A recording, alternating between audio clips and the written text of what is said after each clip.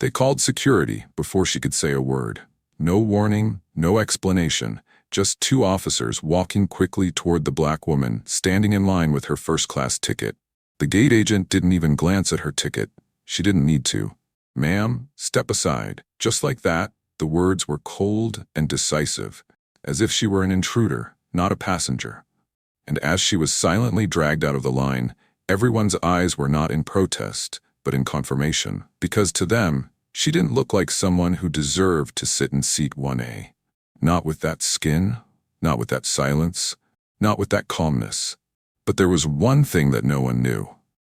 Not the airline staff, not the smiling supervisor at the counter, and certainly not the man who walked right behind her without even looking at the ticket. The woman they were trying to get rid of wasn't buying first class. She was here to buy something bigger, something that would make everyone on this flight never fly the same again. This is not a story about race. This is a story about power. The kind of power you never expected. The kind of power they don't see right in front of them. So ask yourself, what happens when the person you're trying to silence is the owner of that silence? Who is she? Why doesn't she fight back? And what is she here to do? Share your theories in the comments. Tell us where you're watching from. And if you believe that justice doesn't always come from loud voices, subscribe. You'll want to be there when the truth hits. 5:43 a.m. The terminal ceiling was bathed in a cold yellow light, as if it hadn't yet woken up from an early flight. And in that pale light, people could easily pass each other without so much as a nod, a greeting, or even a meaningful glance. Passengers were dragging their suitcases toward the first-class counter, their suits still creased with ironing, their watches gleaming under their shirt sleeves. And Ava stood a few feet away, as if she knew exactly where she stood. Not because she didn't have the right to stand in that line, but because she'd lived long enough to know that sometimes rights are not as good as permission from others. Her silver-gray hoodie was frayed at the shoulders, her jeans were form-fitting but faded at the knees, and her white sneakers were stained with time, as if each item of clothing represented a journey that needed no words. But it was her silence that made her stand out in a way that made a few of the agents standing near the first-class counters adjust their posture slightly, glancing at her with looks that were either suspicious, wary, or simply unfamiliar, something society had unconsciously molded into stereotypes. Ava didn't bow her head, nor did she try to hold it up.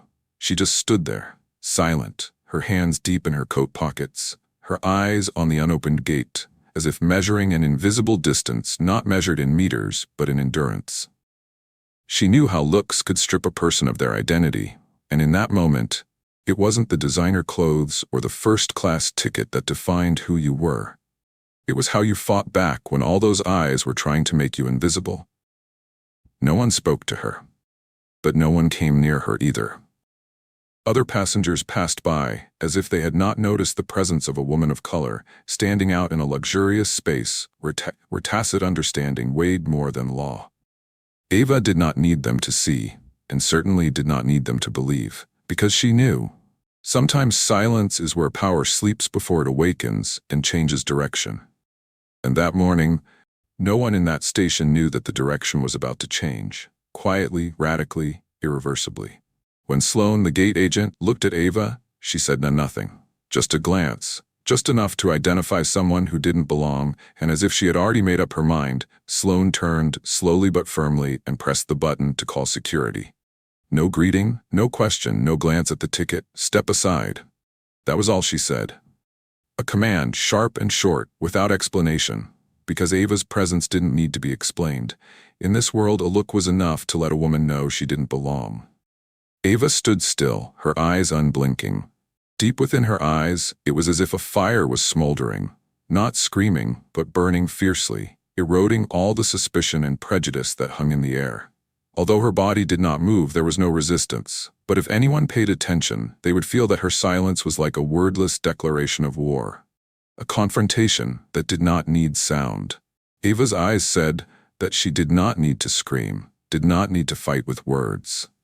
The truth lay in the silence, and that was what Sloan did not understand. At the same time, a white man walked by, smiling warmly at the counter clerk, as if he had just received a reward, a guaranteed right. He didn't have to step out of line, because no one stopped him. No one told him to step aside, simply because he didn't carry the burden of silence that Ava did. He didn't carry the look of discrimination that Sloane and the others around him placed on Ava. A nearby passenger, seemingly sensing something in the air, smacked his lips, but then he turned away, saying nothing, doing nothing. It was as if this discrimination, this unfairness, was inevitable. Just like the eyes around him, they saw Ava and then looked away. Some might have said to themselves, she doesn't look like she belongs in seat 1A, and that was why no one intervened. No one spoke up, no one asked questions. Ava stood there. Just her silence, the burning look in her eyes, was enough for everyone to know that she had seen everything they didn't want to admit. And as those seconds passed, the air in the airport suddenly became heavy, as if everything was about to change. But no one in that crowd knew that change never comes with noise. It comes with silence, with courage, with the acceptance that even in the quietest moments, justice and power can emerge without a word being spoken. Ava didn't protest. Not a word. She didn't argue, didn't fight back with words. As the security guards approached, she just followed silently, but her steps weren't hurried, not hesitant. They were easy steps, as if she were taking a journey longer than any flight. In the dim light of the airport corridor in the early morning, Ava's steps seemed to glide through space, silent but powerful. She wasn't someone who needed to speak up to be recognized. Everything was recorded in her eyes, in each of those light steps. As Ava passed the check-in counter, the eyes of an intern who had never seen her before followed her silently.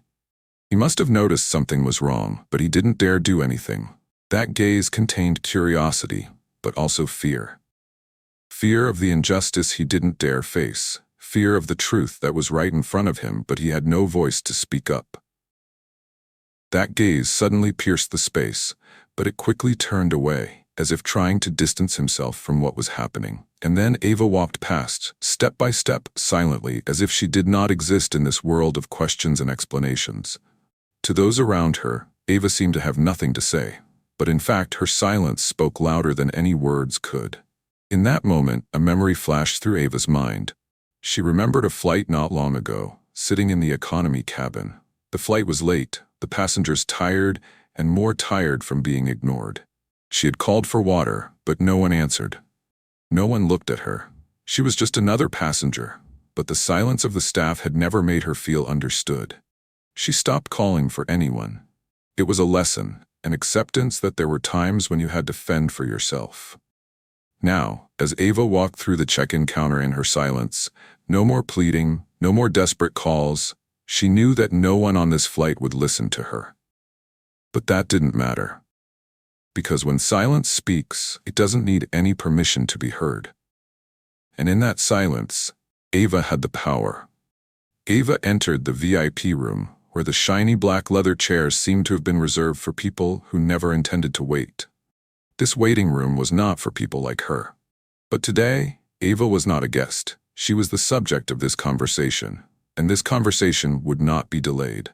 She closed the door behind her, silent to the point of silence. In the quiet of the room, the pale yellow light from the ceiling lamp reflected off the walls, creating a warm feeling without losing the coldness of the space. Ava stood there for a second, silent, as if she didn't need to do anything to be recognized. She picked up the phone on the table, and the screen quickly flashed with the words, "Genesis Holdings Boardroom, Confidential Call." Just 3 short words, but they were enough to make anyone who read them feel the weight of this call. This was not a call for small decisions. This was a call to change everything. There was no lengthy preparation, no greetings, no awkwardness. Ava said just one sentence, and it fell into a powerful silence. Proceed with acquisition, compliance clause, full enforcement. These words did not need to be stressed. They were sharp enough, precise enough that no one needed to question them. Everything had been decided, and now nothing could be changed. On the other end of the line, the voice of a senior strategy director rang out, but it didn't sound like the words of someone leading a leading company. That sound, that tone, was as tense as if he had just heard a verdict. He was silent for a moment, as if trying to remember each word of that sentence. No one needed to say anything more. In that moment, the air felt heavy. Every word Ava spoke, every decision she made was more than a command.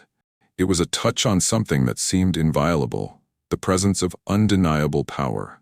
And while those outside the waiting room might not have realized it, those on the other end of the line knew. Today, nothing could be stopped. Sloane walked into the HR office, her face still unable to hide her confusion. She had no idea what was going on, but one thing was clear. No one was treating her like a simple compensation officer anymore. On the contrary, every step she took in the hallway felt heavier, as if every decision she had made in the past few hours had become a boulder weighing on her shoulders. When she sat down, an internal report was placed before her. The name of the writer was printed in bold letters on the white page, a reminder of everything that had changed. Ava Brooks, Executive Chairman of Havenport Airlines' new strategic shareholder. There was no public criticism attached to the name, no formal complaint, no major confrontation. It was simply a radical structural change, and that was the most powerful message. Sloane sat there, staring at the page, unable to believe what she was reading. There was no whining, no justification. What Ava had written was not a personal appeal, but a revolutionary adjustment to the system-wide training policy. Each line skimmed the surface of what she had understood about power. There was no shouting, no attacks. But from what Ava had left, everyone in the system would understand. Power had changed, and no one would ever be able to stand in its place again. No one was taken down, no rebellion broke out, but Sloane could feel his own powerlessness. The rest were never given a chance to advance, never allowed to repeat their mistakes. They would have to live by the rules Ava had laid down, rules that needed no words but were strong enough to keep everyone quiet and obedient. She didn't say a word. There was no need to. In this HR room, the very structure Ava had created had given back power, not through argument or struggle, but through integrity, through wordless decisions. And Sloane, unable to speak, knew that today, she was the one who had become part of the past. The airport corridor was deserted. Only the sound of footsteps echoed quietly. Sloane, who had never expected to see Ava again at this moment, stood there, about to leave through her own path, without a trace of worry or haste. The light from the window shone on Ava's face, highlighting her determination and cold calmness. She was not someone who needed turmoil, only the changes she had made, the decisions that people would not forget. Sloane, as if cornered, her hands trembled slightly. Her words stuttered out, but her eyes were filled with unconcealed astonishment. I don't know. Those words could not hide the fear in her heart. It was a belated realization of what had just happened, and of her own place in the vortex Ava had created. Ava didn't look at her for long. She simply looked up, her voice soft but sharp as a velvet knife. I don't fit into first class. I came here to buy it. There was no need to prove it. No need to reason. Ava didn't exaggerate, didn't need to assert the truth, because everyone understood. Everything in that statement was clear. They saw, Sloane saw, that Ava was not someone who would wait for permission. She was a power giver, not a receiver. And then Ava turned away, without any hurry, without needing to show her boarding pass, without needing to board the plane. She walked as if she were just a few steps away from her peak. What she was preparing for wasn't a flight. It was the boardroom, where Ava had the final say. Every step she took was imprinting on Sloane's mind something undeniable. Ava was the one who had changed everything. And Sloane, now, was just standing on the outside, looking in. There was no need for any scandal or argument, no loud screams or violent collisions, just a change that came from within, quietly and brutally. The entire power structure, which had been established for so long, was now slowly collapsing in silence. That silence was not gentle. It was so heavy that when the CEO of Havenport Airlines received the notice, Genesis Holdings will exercise all restructuring terms, his face turned pale, no longer resisting, no longer justifying. Everything was clear, and he could do nothing but accept the reality. But the silence Ava left in the hallway was incomparable. It was heavier than a scream, not a word, not a strong action, just her presence, like a ghost of power that had waited too long to rise. Ava didn't need to say much, because what she had done spoke for itself. Power had passed from the hands of those who had stood on high to her, the one who people had thought would always be on the outside, never belonging to the priority seat. And yet, at the end of the day, this story isn't just about Ava or Sloane.